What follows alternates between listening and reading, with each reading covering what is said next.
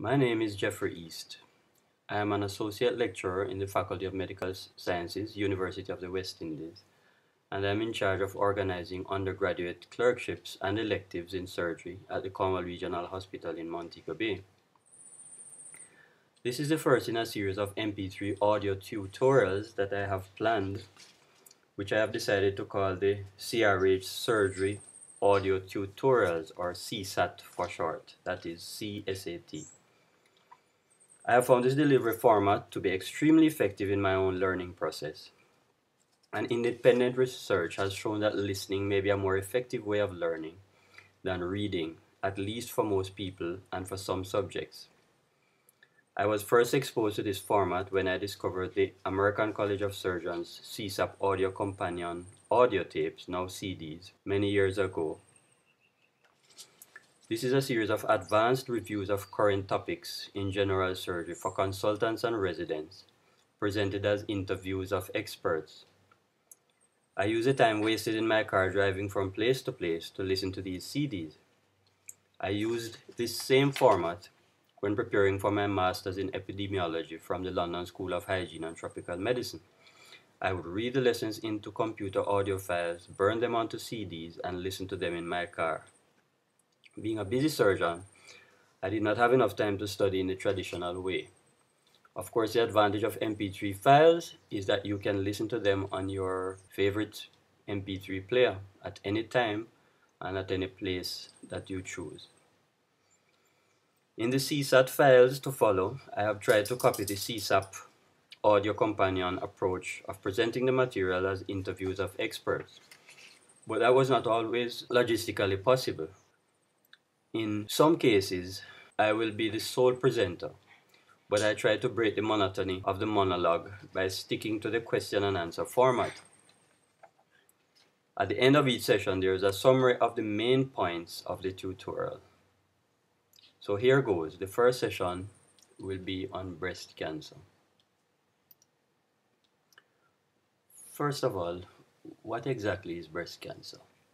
When the expression is unqualified, meaning when we use it in a general sense without saying specifically what we mean, breast cancer refers to adenocarcinoma of the breast. But it is not the only malignancy found in the breast. It is by far the most common. Less common are phyllodes tumors, adenoid cystic carcinoma, apocrine carcinoma, squamous cell carcinoma, and primary lymphomas of the breast. I will say a little bit about phyllodes tumors before we get into the meat of the matter on adenocarcinoma. Phyllodes tumors arise from the stromal elements of the breast, that is the connective tissue or mesenchymal elements, as opposed to adenocarcinoma, which arises from the parenchyma. Clinically, phyllodes tumors mimic large fibroadenomas, and they manifest a range of neoplastic behavior from benign to malignant. Most appear to be benign. When they behave in a malignant fashion, they behave just like sarcomas behave anywhere else. And we know, for example, that sarcomas do not spread via lymphatics. And this has implications for the treatment of phyllodes tumors of the breast. So, phyllodes tumors of the breast will spread via the bloodstream to organs like the lung and the bone, but they do not usually spread to the lymph nodes, and therefore treatment of phyllodes tumors involves wide excision of the tumor or mastectomy without dissection of the axillary lymph nodes. And this is a major difference from the way in which breast cancer or adenocarcinoma is treated. Just a word on the epidemiology of breast cancer. It is the most common malignancy in females, certainly in Jamaica and the United States and in most parts of the world, followed by, at least in Jamaica, followed by cancer of the cervix and cancer of the colon. Just for comparison, in men, the most common cancer is prostate cancer, followed by lung cancer, and that followed by bowel cancer, colon cancer, rather. In the United States, the incidence of breast cancer is about 100 per 100,000 women, and the lifetime risk is 12.7%, or 1 in every 8 women should expect to contract the disease over the span of their lifetime. What are the most common clinical scenarios for presentation of breast cancer? One of the most common ways that it presents is as a lump, a hard, craggy lump in one of the breasts in a middle-aged woman, middle-aged or older woman. Remember that some lumps, some breast cancers may be soft, in particular medullary carcinoma and colloid carcinoma, which are anatomical variants or pathological variants of breast cancer. Of course, the most common variant is the serous type of breast cancer, and that accounts for about 80% of cases, and that is a classical hard, craggy lump. Another common clinical manifestation in our society, unfortunately, is locally advanced cancer. Very common mode of presentation. The non-palpable mammographic abnormality is in fact a very uncommon mode of presentation, because most of our women are not being screened, and those that are screened are probably not being screened with the regularity which would lead to detection at the non-palpable stage in most cases. Other less common modes of presentation include a bloody nipple discharge. Remember that only 1 out of every 20 bloody nipple discharges will be due to breast cancer. The other 19 are due to benign causes, most commonly intraduct papilloma. Other uncommon presentations, which I will return to later, include Paget's disease of the breast, which presents as a localized unilateral eczematoid lesion affecting the nipple and areolar complex. Probably the least common mode of presentation is with metastatic disease without an obvious primary in the breast. For example, a patient may present with bone pain, with spinal pain, for example, due to bone metastases, or shortness of breath due to pleural metastases. Note that shortness of breath is not due to lung metastases, not usually. It's usually due to a pleural effusion from pleural metastases. Or the patient may present with jaundice from liver mets, or present with an axillary lymphadenopathy, for example, without an obvious primary in the breast. One of the questions that I like to ask is, how do you approach a female patient who presents with an axillary lymphadenopathy? When you examine the breast, there is no tumor felt. Clearly, the next step would be a mammogram of the ipsilateral breast. And if you find a suspicious lesion, which on biopsy proves to be breast cancer, then the problem is solved. If your mammogram is normal, the next step really ought to be biopsy of the lymph node, because it might be a lymphoma or something completely unrelated to the breast. Of course, if the pathologist gives you a report which says that this is an adenocarcinoma, most likely of breast origin, then you have to go back and look at the breast again. What would you do in such a situation? Well, if you have breast MRI available to you or breast-specific gamma imaging, you may search the breast again for a primary which might have been missed by the mammogram. And if you find it, then you deal with it appropriately. But remember that you have to look far and wide if all these tests prove to be normal. I don't think in this day and age, with all of these sophisticated investigation techniques, that if you find a completely normal breast after breast MRI and after breast-specific gamma imaging, I don't believe that you should offer the patient a blind mastectomy as we used to. So let us say that a 45-year-old woman, for example, presents to you with a lump in her right breast of recent vintage. How are you going to approach this case? The first thing you do is to take her history. And I like to divide the history into two components. The first is what I call a risk factor history. Remembering that more than 70% of patients who have breast cancer do not have any significant risk factors except for age. Those are called sporadic cases of breast cancer. So, what are the risk factors, and what are you going to ask the patient in respect of her risk factors? Well, age, as we mentioned before, is a risk factor. Breast cancer still has its peak in the sixth and seventh decades. Family history is a very important risk factor. If you had a first degree relative with premenopausal breast cancer, your risk is increased. Interestingly, a history of benign breast disease and certainly the number of previous biopsies for benign breast disease is a risk factor. It's uncertain why this is so.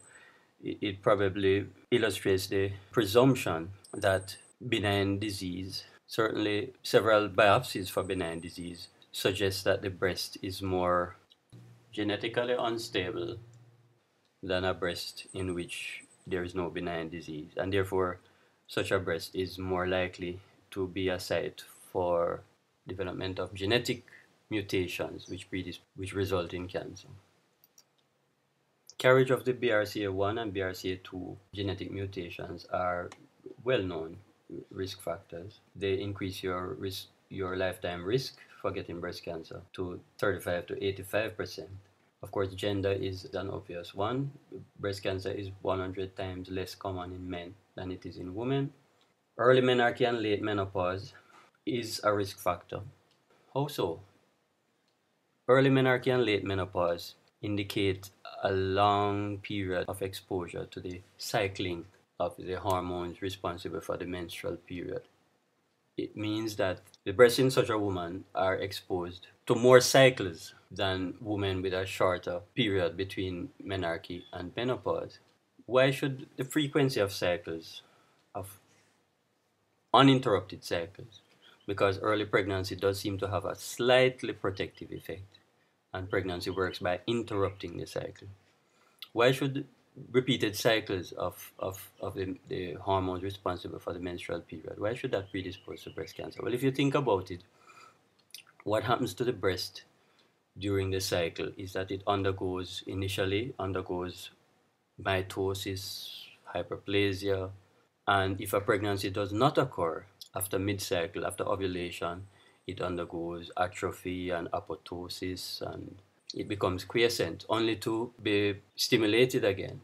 And the whole cycle of mitosis and hyperplasia starts again within the next cycle, within a month of this stimulation. It starts again, and that goes on and on repeatedly.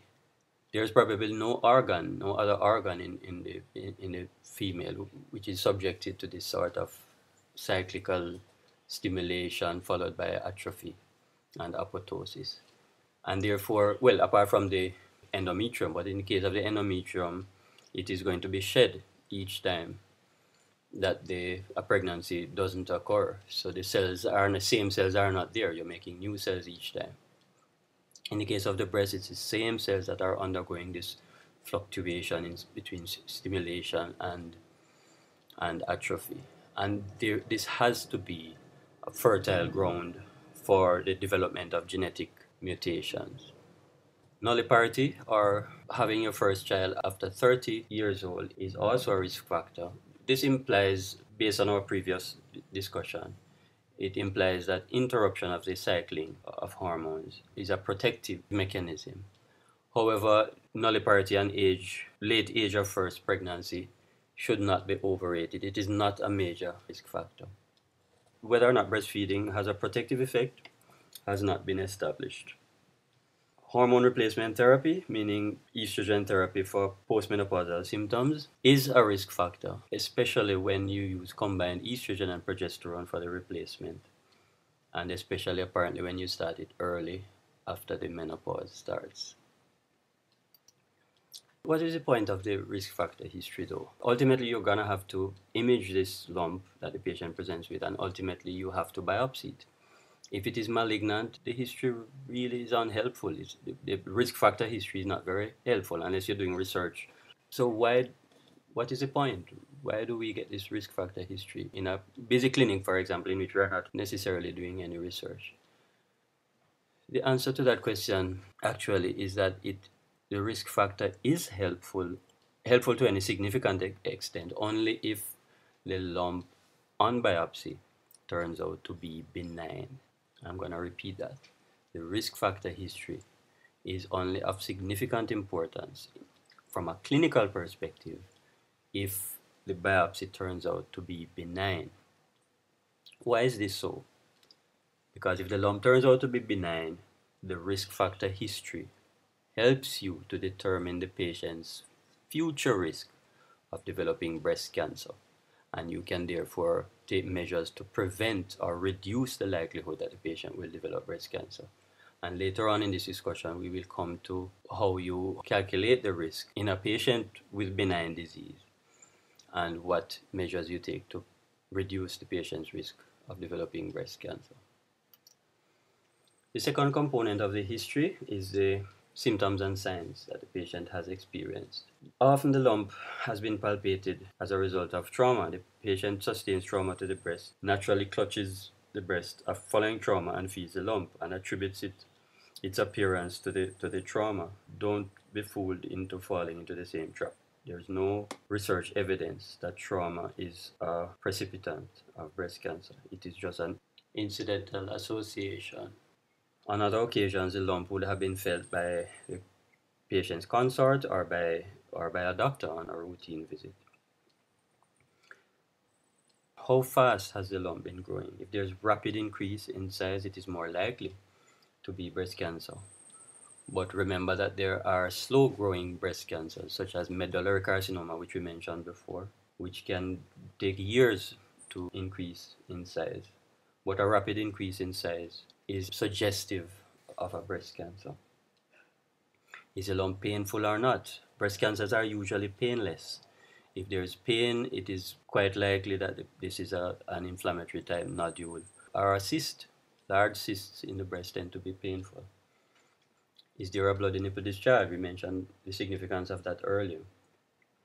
Are there any symptoms of metastatic disease? Remember that anorexia and weight loss are not common features of even of advanced breast cancer, so that even patients with metastatic disease often do not have significant weight loss. Next step is examination of the breast, and of course you will have mastered this from your clinic experience and your diligent examination of the patients on the wards. But just a few tips. Of course, we proceed in the usual manner: inspection followed by palpation. We usually inspect the patient sitting up with the arms held akimbo so that the elbows do not obstruct your view of the lateral aspect of the breast. This is especially important in women with large breasts. And what you're looking for is obvious asymmetry. Marked asymmetry. Some asymmetry is present in all, the vast majority of women. But what you're looking for is abnormal asymmetry. You're looking for an obvious lump. You might see a bulge, which is asymmetrical in the affected breast. You're looking for nipple retraction, but remember that the most common cause of nipple retraction is in fact congenital nipple retraction, and therefore if you do see nipple retraction, you should ask the patient how long that retraction has been there. You're looking for distortion of the nipple. You're looking for dimpling of the skin, and you're looking for nodules on the skin, which represent skin infiltration. Dimpling is not to be confused with pudorage. Dimpling is a single, usually fairly large pit, whereas pudorage mimics the orange skin appearance. Dimpling is caused by fibrosis in the ligaments of Cooper, which extend from the pectoralis fascia to the skin, so that when they become fibrosed by infiltration of the cancer, they pull up on the skin when the patient is in the sitting up position and cause a dimpling. The next step in the examination is to ask the patient to elevate both arms. What this effectively does is to spread out the base of the breast, thereby making the breast thinner. If you increase one dimension, this is a solid organ. If you increase one, it's a three-dimensional solid organ. If you increase one dimension, which you do by elevating the arms, you spread out the base of the breast, then the breast is going to become effectively thinner. So if there are any lumps in the breast, they are likely to become more prominent. Dimpling will also become more prominent. And the next step is palpation. Whatever your style, my style is to use both hands simultaneously rather than fixing the breast with one hand, which remains passive during the examination. I don't use that technique. Both my hands are moving at the same time. And the important thing, whatever your technique, is to make sure that you examine the entire breast. Don't just pass your fingers around the periareolar area and assume that you have done a proper examination. You will miss lesions on the periphery. So you have to consciously be aware of examining all areas of the breast. You have to consciously make sure that you are moving your hands from the periphery to the periareolar area and then back again. And you're moving it in this centripetal sort of zigzag pattern until you have covered the entire breast. And by the way, I recommend the same technique for examination of the abdomen, which is another area in which students often fail to examine parts of the abdomen because of the failure to cover the entire span of the abdomen. Next step in palpation is to try to elicit a nipple discharge. Very often you will not be able to do this, and you will have to ask the patient to elicit it herself. You should not squeeze the nipple areola complex too enthusiastically. If you can't demonstrate it, especially if that was the patient's primary complaint, then you need to ask the patient to demonstrate it. And the next step is to check for axillary lymphadenopathy. The group of lymph nodes that you are to check are the medial group, the anterior group, and the posterior group. The lateral group of lymph nodes over the arm, those never drain the breast. If you are doing a general examination and you're looking for lymphadenopathy, it's quite appropriate to examine that group. But if you are asked to examine the breast, limit your examination of the axilla to the medial group, the anterior group, and the posterior group. Of course, if you find a lump, you will have to define it. Is it attached to skin? You pinch up the skin over the lump. If it pinches up nicely, then it is not attached to the skin. Is it mobile? Meaning, is it mobile in relation to surrounding breast tissue? And the way to determine this is to bring your fingers down onto the side, the edge of the lump. If it slips away from your fingers, then it is mobile in relation to the surrounding tissue. If it does not, it is fixed in relation to the surrounding tissue.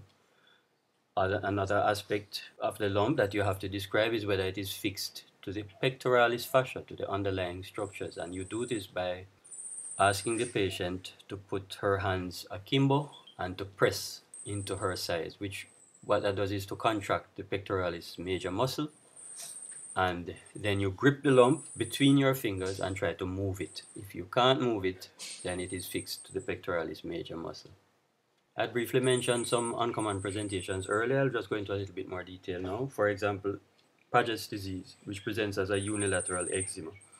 Paget's disease represents migration of cancer cells via the ducts, usually into the surrounding nipple and skin. So if you biopsy the skin and the periareolar skin and the nipple, the eczematoid looking area, the pathologist will be able to detect the Paget cells or the malignant cells in this tissue. The important thing is to remember is that for those who go into general practice, for example, don't make the mistake of assuming that this is likely to be eczema. If it's a short history and it's unilateral, it's more likely to be Paget's disease than eczema. And don't assume that a trial of steroid cream will sort out this differential diagnosis. Paget's disease will respond to topical steroids, at least for a while. So if you have a patient with a unilateral eczema of recent onset, it must be biopsied. And of course, the patient must have the usual investigation, such as mammogram, to see if you can identify an underlying lesion, which should also be biopsied. Pewter orange was also mentioned earlier. This is literally, quite literally, it's orange skin appearance, and that is what it looks like. The appearance is not due to skin infiltration by a tumor. It is due to lymphedema. It is due to infiltration of probably all the lymphatics draining the breast, and hence the consequent lymphedema. It is not the same thing as skin infiltration. Another mode of presentation, which was hinted at earlier as well, is inflammatory breast cancer. This is actually a clinical description, but from a pathological perspective, it is a misnomer. In inflammatory breast cancer, the breast looks inflamed. It is red, it is hot, and it might be tender. But when you look at the histology after biopsy, there are no inflammatory cells whatsoever. In fact, there is no reaction, no inflammatory reaction to these cells. They are so highly anaplastic that the body is not able to mount an immune response to the cancer cells. So inflammatory breast cancer refers only to the clinical appearance and the clinical presentation, not to the pathology. There is no inflammation on the histology of these tumors. Inflammatory breast cancer tends to occur in younger women and is usually very, very aggressive. Incidentally, the coincidence of the absence of an inflammatory infiltrate and poor prognosis is a generally observed phenomenon in oncology. The more prolific the infiltrate into the cancer, the inflammatory infiltrate, usually the better differentiated are the cancer cells, and therefore the better the prognosis. For example, as we tend to see in medullary carcinomas, very prolific infiltrate, very good prognosis. The lesser the inflammatory infiltration, the more anaplastic the cells, the cancer cells tend to be, and therefore the worse the prognosis, as in the case of inflammatory breast cancer. Before I go on to the next step in this discussion, I would just like to say something about screening. Of course, we would prefer, for various reasons, we would prefer if the patient presented at an earlier stage than our clinical scenario, meaning the patient presents with a non-palpable lump after a screening mammogram. But screening is a bit controversial, and I'd like to say a little bit about it.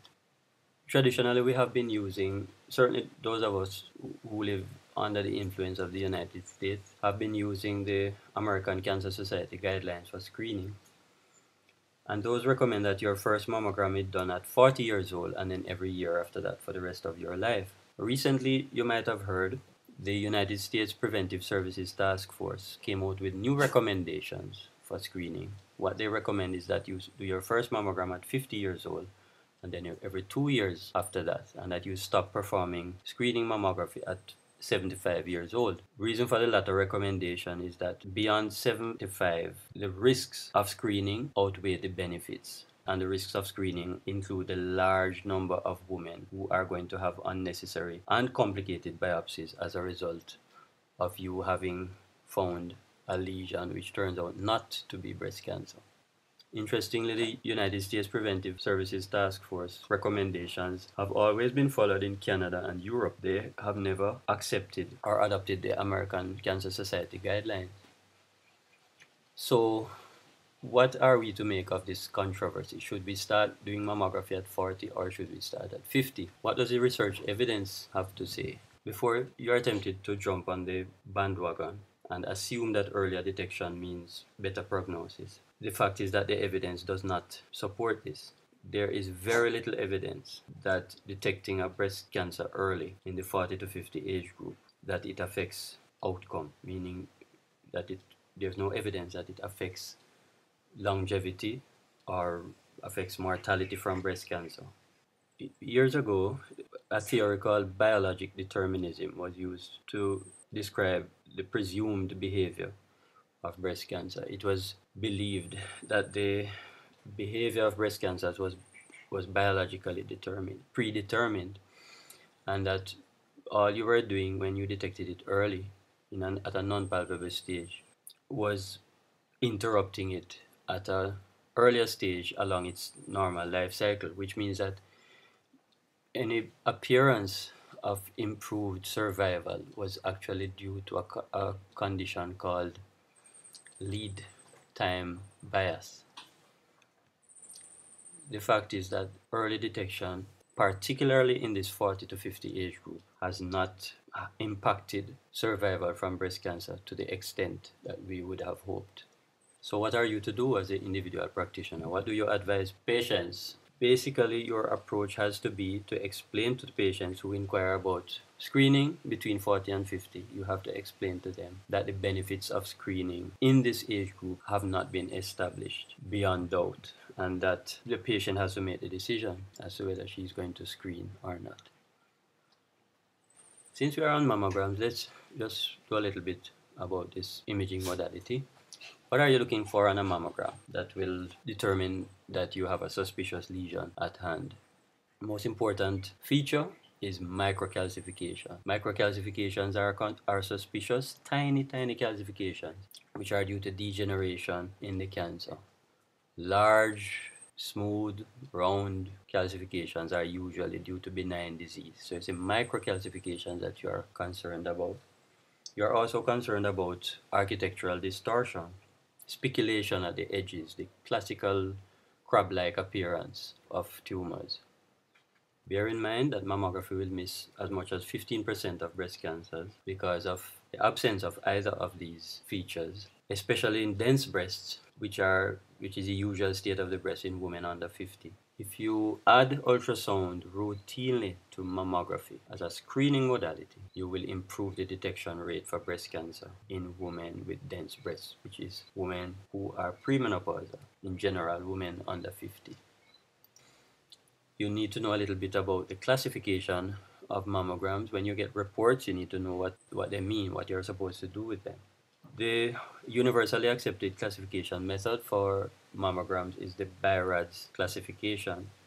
BI-RADS means Breast Imaging Reporting and Data System, but you don't need to remember that. BI-RADS 0 means additional imaging is needed. Personally, I think this category is unnecessary. If you need additional imaging, then you need to say so, and then give us your final verdict once you have gotten that additional imaging. But from a clinical point of view, this 0 class is not really very helpful. BI-RADS 1 is a perfectly normal mammogram, completely normal, no benign disease, no nothing seen. BI-RADS 2 is an unequivocally benign finding, such as a perfectly round and smooth fibroadenoma. BI-RADS 3 is probably benign, and BI-RADS 3 does not usually require biopsy, although sometimes the surgeon might have to make that decision based on the detailed description of the mammogram.